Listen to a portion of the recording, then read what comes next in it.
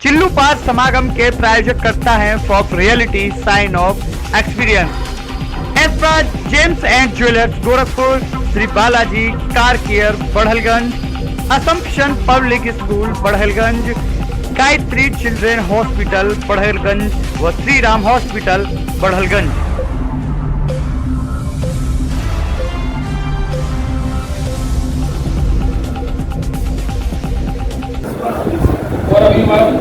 समागम चल रहा है। इस समागम में हम चिल्लू पार्क विधानसभा की हर हस्ती को इंट्रोड्यूस करा रहे हैं। इसी श्रृंखला में आप ही हमारे साथ हैं, कांग्रेस नेता हैं वीरेंद्र तिवारी जी, आपका बहुत बहुत स्वागत है, धन्यवाद।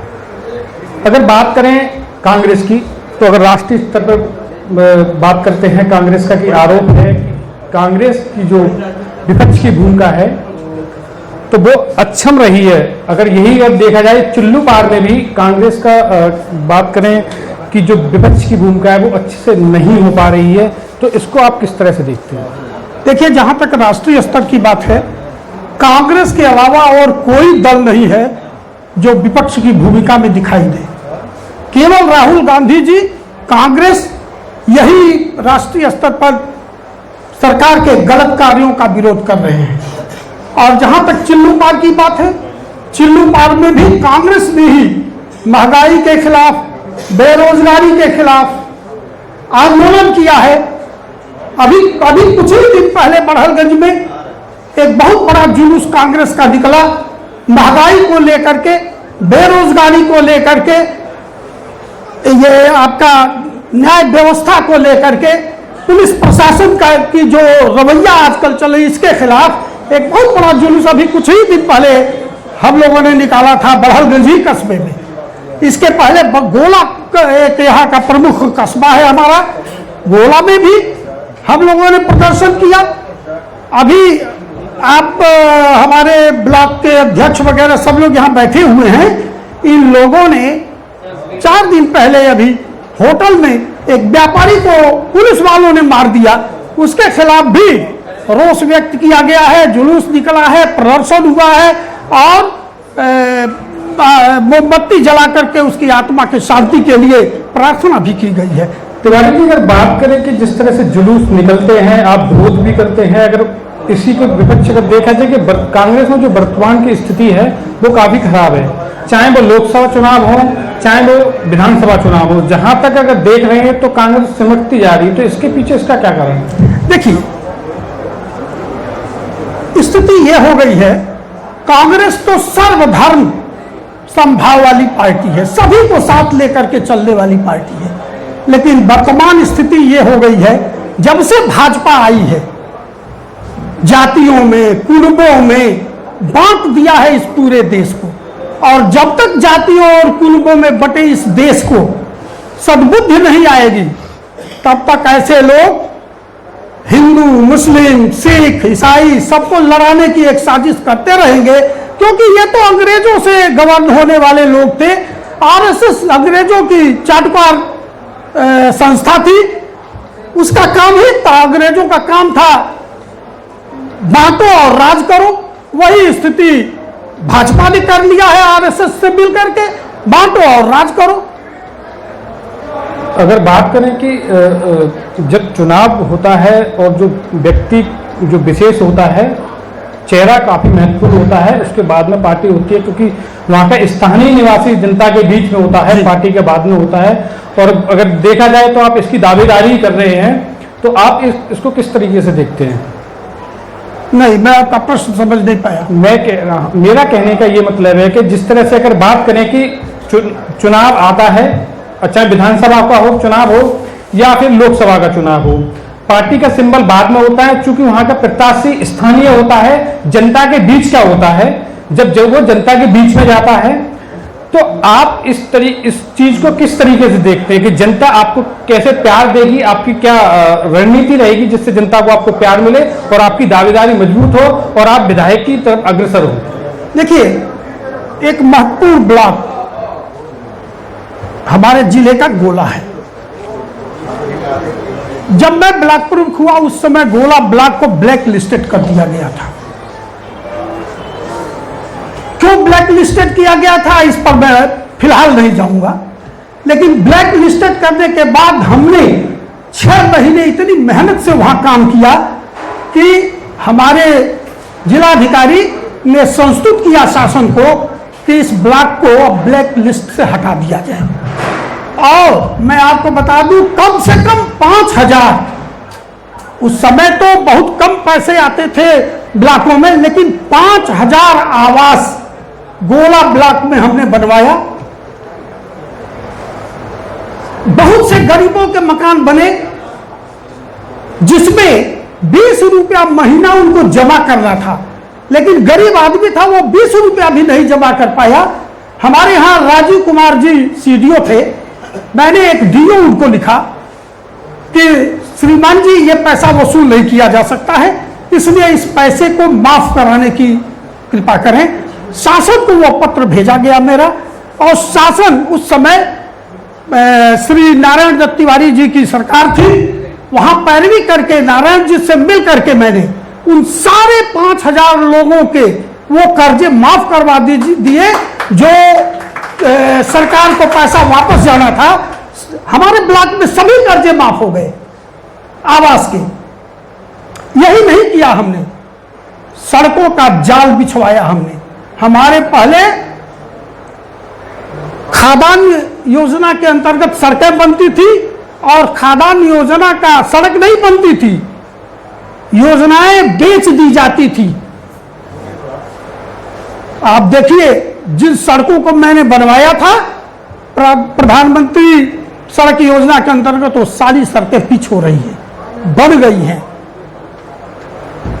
तो काम जो करेगा उसको जनता क्यों नहीं प्यार देगी? देखिए, आप बात कर रहे हैं विकास की, सड़क की बात कर रहे हैं और सारी इन चीजों की बात कर रहे हैं। अगर उसी के बीच अगर बात करें हम, यहाँ पे चुल्लू पार में जो मुख्य समस्या है वो बाढ़ की समस्या है। अभी इससे पहले भी बहुत सारे जनप्रतिनिधि आए, उन्होंने अपनी समस्या बताई और उन्होंने इसके पीछे अपनी राय भी दी और एक दूसरे पर आरोप भी लगाए।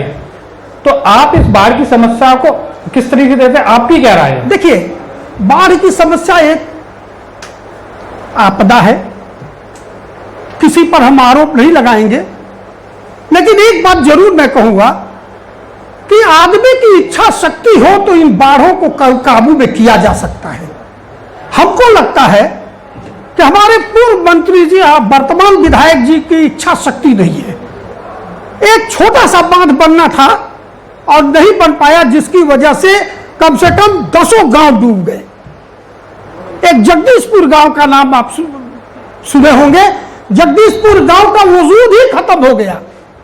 मैंने एक कमेंट किया था उस पर कि जगदीशपुर गांव का वजूद खत्म होने की जिम्मेदारी शासन, प्रशासन और वर्तमान विधायक पर है, जिस पर बड़ा कमेंट लोगों ने किया कि आप जगदीशपुर गांव देखे हैं। अरे मैं नहीं देखा हूं, तब भी तो डूब गया। जो डूब गया उसको बचाने की जिम्मेदारी किसकी है? हमारी तो नहीं है। हम जब उस लायक हो जाएंगे तो मेरे ऊपर आरोप आप लगाइएगा अगर मैं काम नहीं कर सका। और मैं आपको एक चीज और बता दूं कि ये बाढ़ की समस्या जो थोड़ी बहुत कम भी हुई तो पंडित भृगुनाथ चतुर्वेदी की देन है। पंडित भृगुनाथ चतुर्वेदी कांग्रेस के विधायक थे और उन्होंने ये बांध जितने आप देख रहे हैं वो पंडित भृगुनाथ चतुर्वेदी की देन है। उन्होंने ये बांध बनवाए थे जिसकी मरम्मत तक ये लोग नहीं करा पा रहे हैं। अगर बात करें क्षेत्र में विकास की तो शिक्षा और स्वास्थ्य की बात पहले होती है, क्योंकि आपके संवैधानिक अधिकार भी है। बिल्कुल बिल्कुल। चूंकि आप एक स्कूल के प्रबंधक हैं, अगर आप चुनाव जीतते हैं, विधायक बनते हैं, तो आप चुल्लू पार विधानसभा में शिक्षा के स्तर को किस तरह से देखेंगे?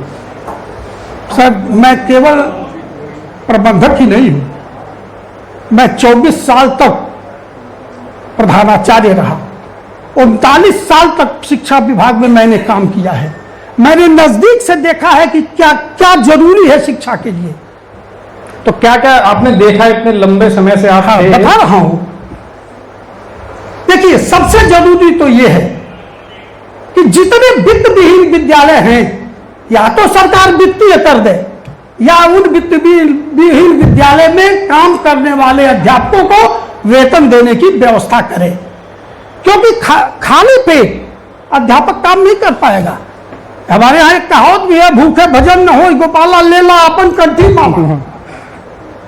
सरकार एक पैसा नहीं देती है। और एक चीज और आपको बता दें, पुराने विद्यालय हैं, हमारा विद्यालय सन 1945 का है, तमाम बिल्डिंगें जर्जर हो गई हैं। सरकार फीस का 80% ले लेती है, तब वेतन देती है कर्मचारियों को। विद्यालय की मरम्मत और उसके लिए तो कोई व्यवस्था नहीं सरकार देती है।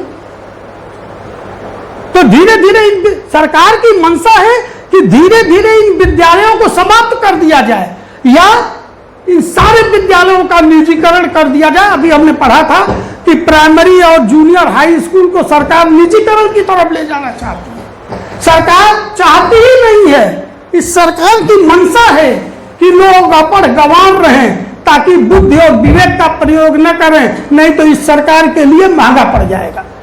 सरकार नहीं चाहती है कि पढ़ाई। अगर राजनीति की बात करें तो आप ब्लॉक प्रमुख रहे हैं, जिला पंचायत रहे हैं, आपके परिवार में विधायक भी रहे हैं। जी।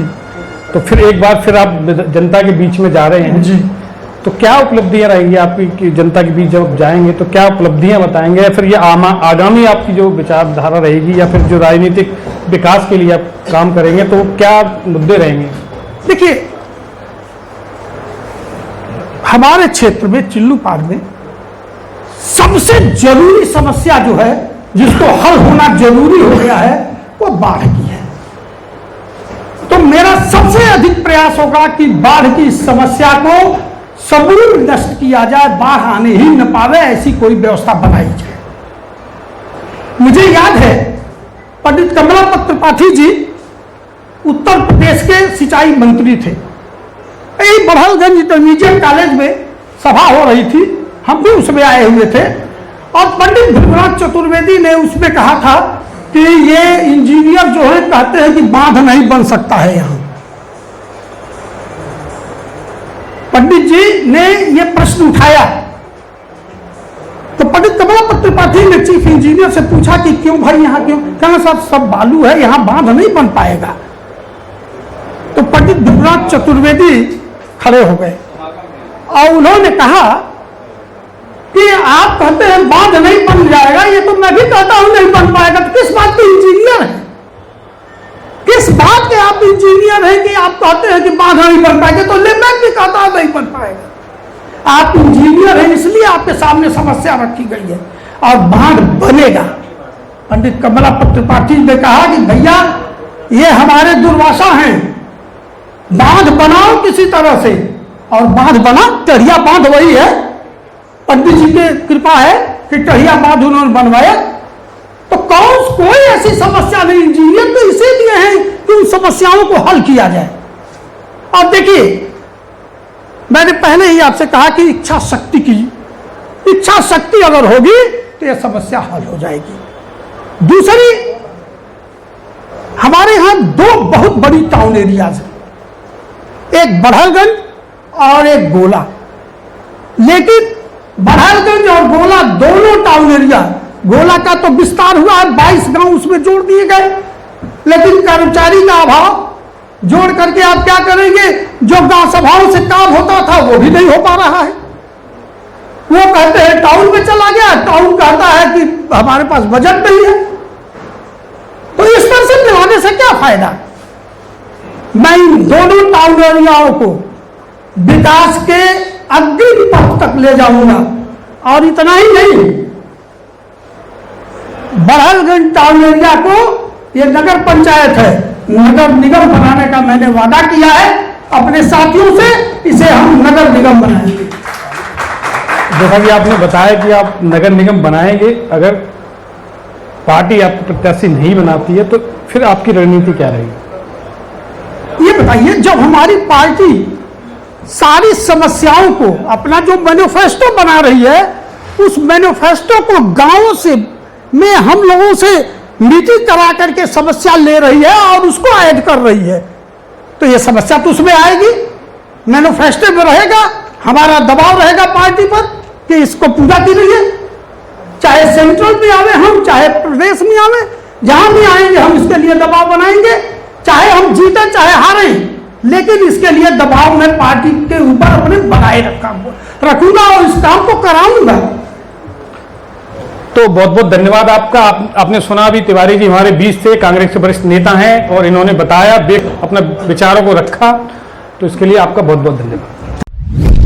आप देख रहे हैं सक्षम न्यूज इंडिया, सबसे पहले सबसे तेज।